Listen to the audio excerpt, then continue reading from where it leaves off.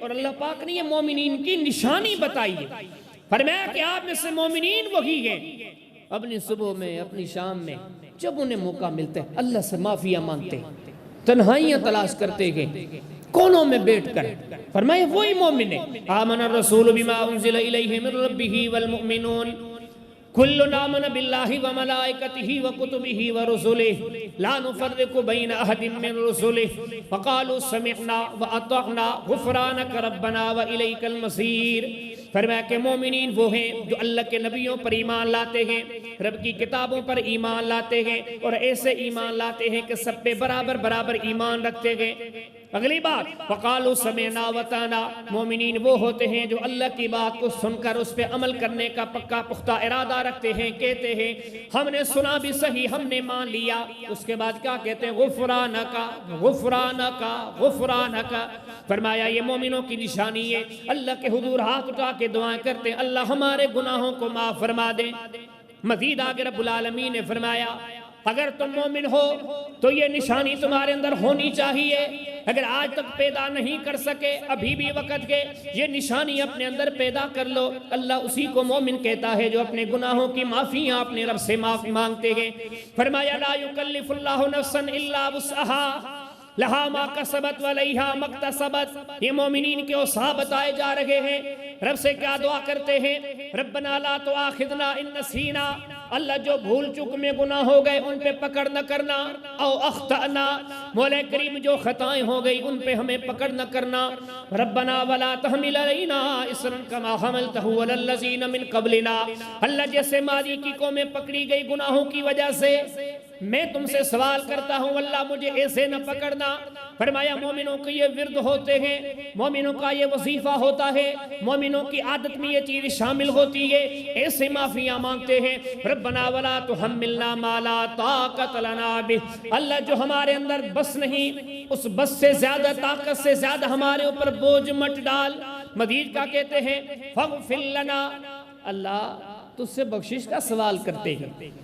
فرمایا یہ مومنوں کی نشانی ہے.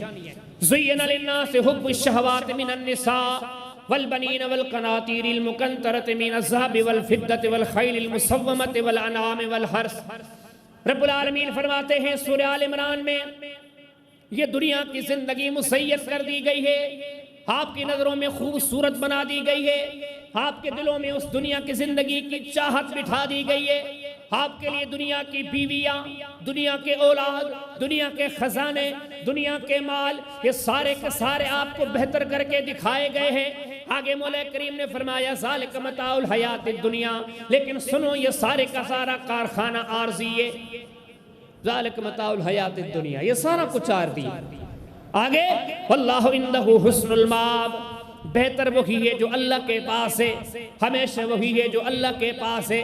پھر آگے فرمایا قُلْ أُنَبِّئُكُمْ, اے میرے پیارے حبیب صلی اللہ علیہ وسلم آپ لوگوں کو کہو, لوگوں کیا آپ کو ان عارضی فائدوں کے مد مقابل بہترین فائدے نہ بتاؤں؟ آپ کو ان لوگوں کی خبر نہ دوں جو اتنے بڑے خوش نصیب ہیں؟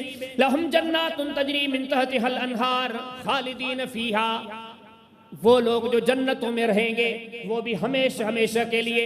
لَهُمْ فِيهَا أَزْوَاجٌ مُطَهَّرَةٌ, جن جنتوں میں ان کے لیے پاک بیویاں ہوں گی.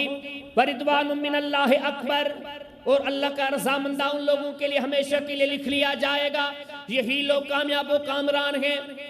یہ سارا فلسفہ ذکر کیا. پہلے کہا کہ یہ دنیا, دولت, اولاد, خاندان, بیوی, بچے, سواریاں, گھر, رہائش, فرمایا سارے عارضی. حبیب نے کہے کہ ان کے مد مقابل وہ چیزیں آپ کو نہ بتائیں جو ہمیشہ کی ہیں, اللہ کی رضا, اللہ کی جنت, اللہ کی نعمتیں. فرمایا کن کو ملے گی, کن کو ملے گی؟ ان بندوں کی آگے نشانیاں ذکر کی, اور جب ان کی نشانیاں ذکر کی تو فرمایا کہ ایمان لانے کے بعد ان کی 7 نشانیاں ہیں.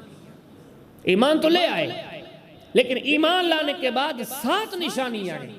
لیکن قربان جائیں ان 7 نشانیوں کو جب رب تعالیٰ نے ذکر کیا تو پہلی نشانی بھی یہ ذکر کی کہ یہ سب سے زیادہ اللہ سے معافیاں مانگتے ہیں, اور آخری نشانی پھر سے یہ دہرائی کہ یہ اپنے مالک سے زیادہ معافیاں مانگتے ہیں.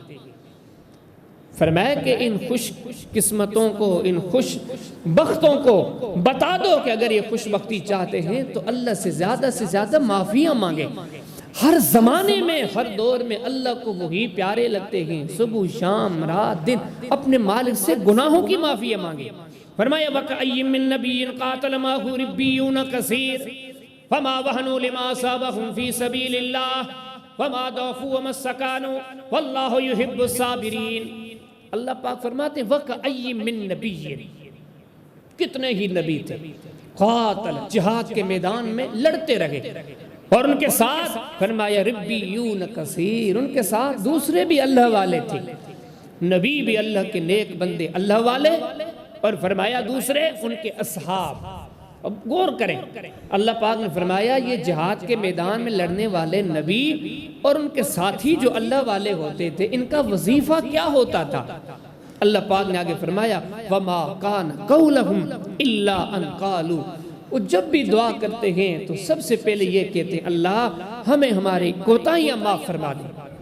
وَمَا كَانَ قَوْلَهُمْ إِلَّا أَن قَالُوا رَبَّ اغْفِرْ لَنَا، وہ اللہ سے معافیاں مانگتے ہیں، استغفار کرتے ہیں بے شمار مقامات پر۔ اللہ پاک نے سورہ آل عمران کے آخری رکوع میں جنتی لوگوں کا تذکرہ کیا، فرمایا یہ وہ ہیں لَوْ كَفِّرَنَّ عَنْهُمْ سَيِّئَاتِهِمْ، ہم ان کے ساری خطائیں معاف کر دیں گے، اور کیا فرمایا وَلَأُدْخِلَنَّهُمْ جَنَّاتٍ، اور ہم انہیں جنتوں میں داخل کریں گے، ہمیشہ رہیں گے۔